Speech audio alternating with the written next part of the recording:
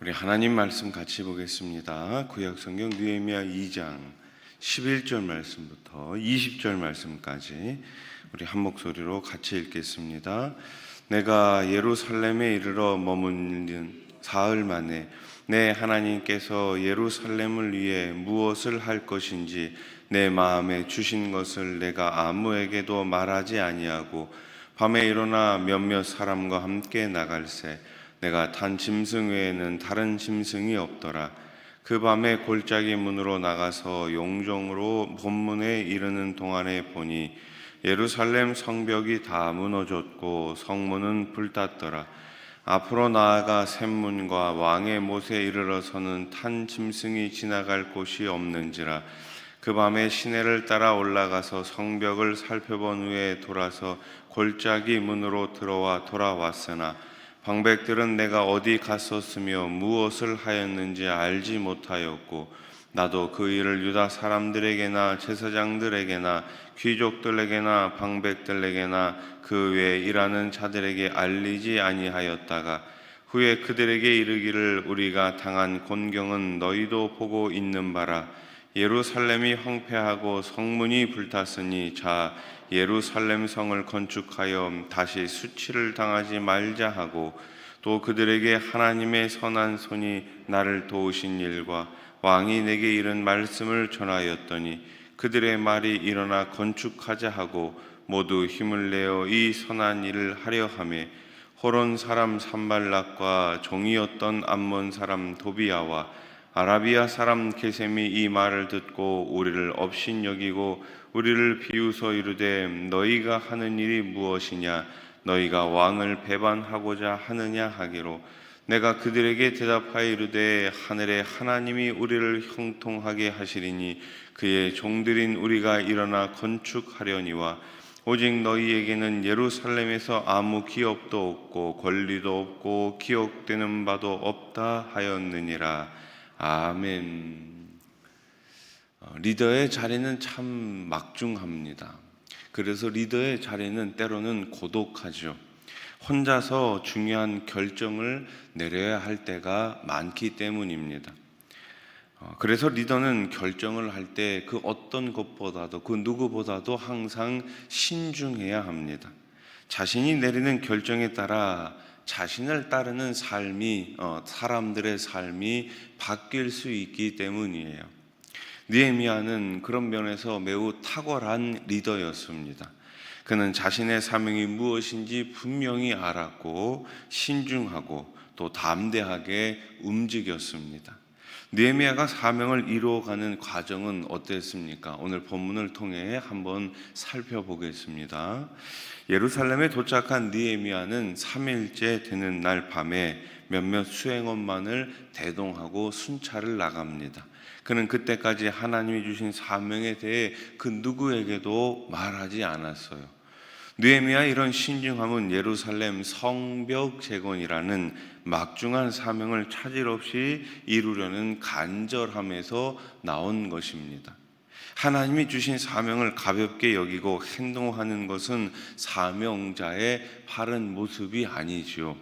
성도는 각자의 사명을 이루어갈 때 늘 신중하게 접근할 필요가 있는 거예요. 무턱대고 나가는 것이 아니라 기도하면서 하나님의 뜻 가운데 온전하게 성실하게 이루기 위해서 우리는 늘 신중해야 합니다. 느헤미야는 현장을 직접 살펴보지요. 느헤미야는 골짜기 문에서 분문까지 이동하면서 예루살렘 성벽과 성문이 불탄 것을 직접 목격하게 됩니다. 13절 말씀을 보세요. 그 밤에 골짜기 문으로 나가서 용정으로 분문에 이르는 동안에 보니 예루살렘 성벽이 다 무너졌고 성문은 불탔더라. 아멘. 지금 예루살렘은 그 완공이 된 상태인데 뭐가 없는 거예요? 성벽이 없는 거예요. 그러니까 쉽게 말해서 우리가 집이 있는데 집에 뭐가 없는 거예요? 문이 없는 거예요. 문이 없어요. 여러분, 문이 없으면 어떻게 합니까? 아무나 그냥 막 들어올 수 있는 것 아닙니까?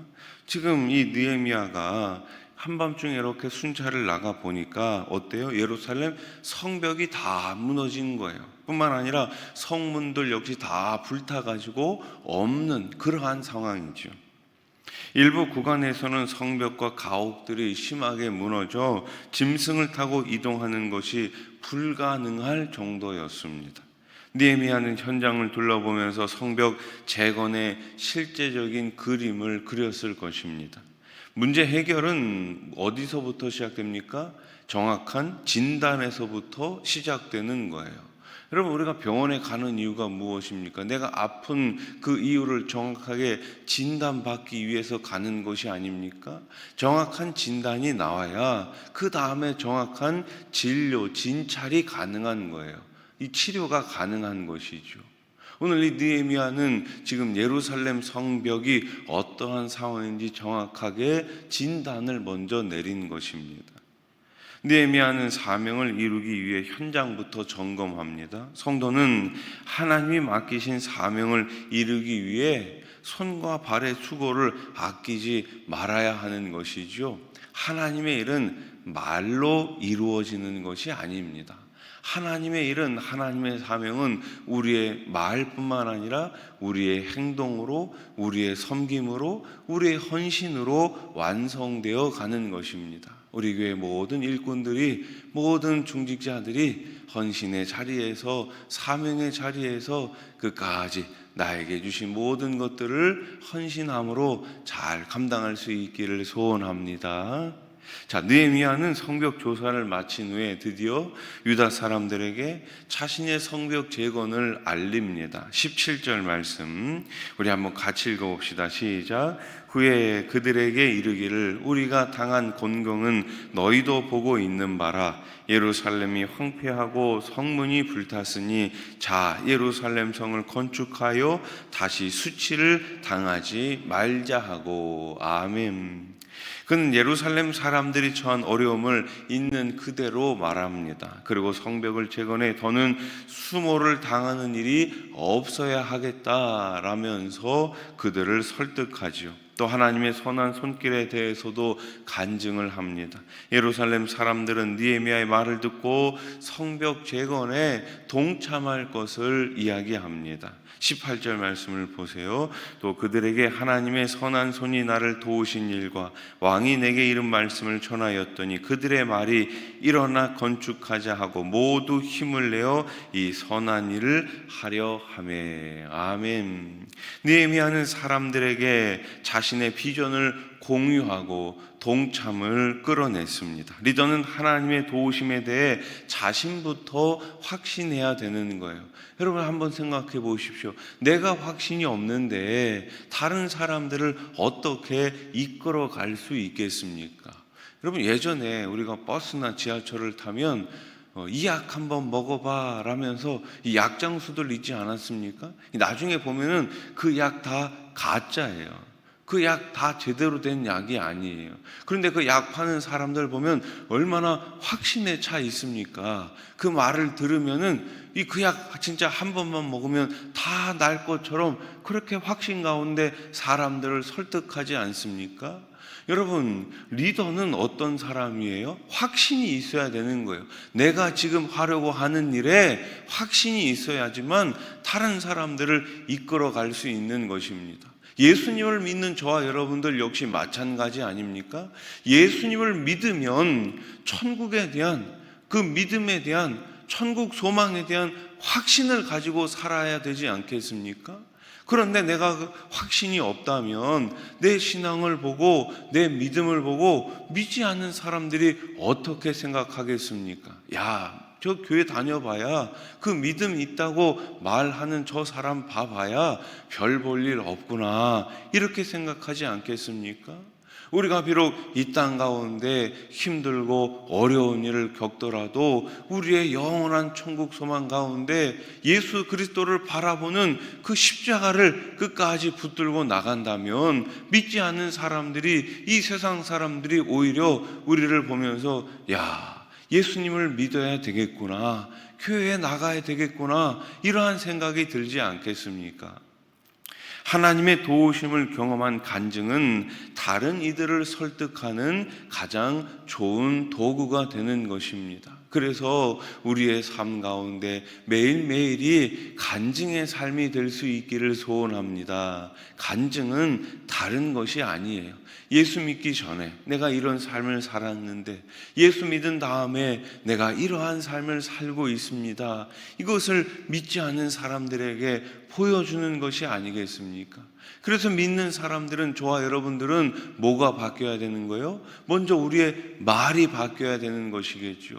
예전에는 불평하고, 예전에는 불신하고, 예전에는 그런 모든 그 잘못된 이야기를 하다가 이제는 예수님을 믿는 믿음으로 내 안에 성령님이 계시니까 이제는 매일매일 더 감사하면서 매일매일 다른 사람들에게 축복하면서 우리가 살아야 하지 않겠습니까? 성벽 재건하는 일을 반대하는 자들도 있었지요. 산발락과 토비아, 게셈은 성벽 재건 계획을 비웃었을 뿐만 아니라 그 일이 왕에 대한 배반이라고 모함까지 했습니다. 이것은 어때요? 느헤미야가 왕에게 허락을 받고 하는 일이 아닙니까? 그럼 믿지 않는 사람들은 우리가 믿음대로 말씀대로 살려고 하면 있지 않는 일들까지 다 꾸며내가지고 우리를 모함하고 우리를 그 곤경 가운데 빠뜨리려고 합니다. 19절 말씀 우리 한번 같이 읽어봅시다. 시작. 호론 사람 산발락과 종이었던 암몬 사람 도비아와 아라비아 사람 게셈이 이 말을 듣고 우리를 업신여기고 우리를 비웃어 이르되 너희가 하는 일이 무엇이냐? 너희가 왕을 배반하고자 하느냐 하기로. 아멘. 여기 보면은 정확하게 나와 있잖아요. 업신여기고 비웃는다. 이 세상은 우리를 업신여기고 비웃을 수 있어. 야, 예배 드려봐야 뭐하냐? 야, 헌금해봐야 뭐하냐? 야, 하루 종일 그렇게 교회에 가서 봉사하고 일한다고 하는데 지금 네 삶을 한번 돌아봐라. 잘 살고 있느냐? 이렇게 우리를 비웃으면서 업신여기고 있다는 말이에요. 하나님이 주신 사명을 감당하는 것을 모든 사람들이 환영하지는 않아요. 대적하고 회방하는 자들은 언제나 있게 마련입니다. 지금도 느헤미야 때처럼 세상은 교회를 반대하고 있어요. 그럼에도 우리는 이 세상을 이길 지혜와 능력을 하나님께로부터 받아야 하는 것입니다. 느헤미야는 대적들을 향해 단호한 말로 대응하죠. 그는 하나님이 자신들을 형통하게 하실 것이기에 성벽 재건을 무사히 마칠 것이라고 말합니다. 사명자는 사람들에게 휘둘리지 않고 오히려 하나님을 향한 굳센 믿음 가운데 살아야 하는 것입니다. 말씀을 정리해 봅시다. 리더는 분명한 목표를 가지고 있어야 합니다.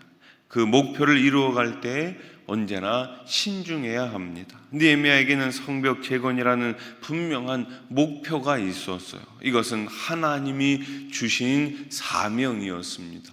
이 사명을 이룰 때는 우리는 언제나 담대하게 나아가야 하는 것입니다. 여러분, 오늘 우리의 사명은 무엇입니까? 우리 교회의 사명은 무엇입니까? 땅끝까지 이르러 그리스도의 증인이 되는 것입니다. 우리의 땅끝이 어디입니까? 지금 우리의 삶의 현장이에요. 삶의 현장에서 복음으로 사람을 살리고 키우고 고치는 사명을 이루어가는 저와 여러분, 우리 교회가 되기를 우리 주님의 이름으로 간절히 축원합니다. 기도드리겠습니다. 하나님 아버지, 우리들에게 귀한 사명을 주시니 감사합니다. 이 사명을 이루기 위해 때로는 신중하게 그러나 담대하게 우리가 이 세상을 향해 나가게 해 주시옵소서. 반대하는 사람들이 있습니다. 우리의 앞길을 막는 사람들도 있습니다. 그러나 끝까지 주님 주신 말씀을 내 마음속에 새기면서 한 걸음 한 걸음 담대하게 승리의 삶을 살아갈 수 있는 오늘 하루가 되게 해 주시옵소서. 오늘도 주님 앞에 사명을 이루기 위하여 기도의 자리로 나온 주의 백성들이 있사오니 이 시간 두 손 들어 기도할 때에 사명을 담대하게 이룰 수 있도록 우리 하나님 도와 주시옵소서. 우리 수원화산 교회를 지난 47년 전에 이 땅 가운데 세워주시고 그 사명을 이루기 위해 여기까지 오게 해주시니 감사합니다. 그리스도의 계절이 올 때까지 계속해서 믿지 않는 자들에게 이 복음을 전하는 증인된 교회가 되게 해 주시옵소서. 우리 모든 성도들이 한마음 한뜻으로 증인의 삶을 살게 해 주시옵소서. 빛으로 소금으로 살 때에 믿지 않는 가족들이, 믿지 않는 이웃들이 우리를 통하여서 예수 그리스도를 영접하게 해주시고 영접하는 영혼들마다 천국을 소망하며 살아갈 수 있도록 우리 하나님 폭내려 주시옵소서. 하나님 아버지, 평상에 있는 분들이 있습니다. 오늘 이 새벽에도 아픔을 이끌고 여러 가지 문제를 가지고 주님 앞에 나와 싸우니 이 시간 우리 하나님 어루만져 주시고 치유의 은총을 베풀어 주시옵소서. 응답해 주시옵소서. 예수님의 이름으로 기도드립니다. 아멘.